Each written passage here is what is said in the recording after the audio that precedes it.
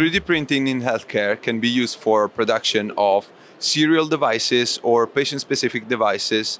It can be implants, surgical guides, or anatomical models that can support surgery.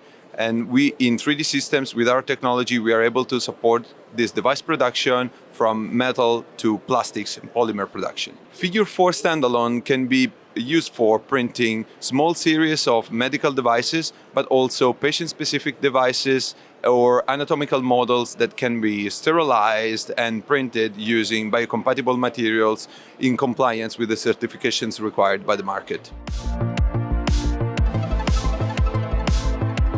The highest possible output of our printers in terms of 3D shapes is the three-dimensional freedom to create shapes in glass, especially for fused silica. In the medical technology sector, our printers can be used for fabrication of nozzles, for example, or to fabricate microfluidics.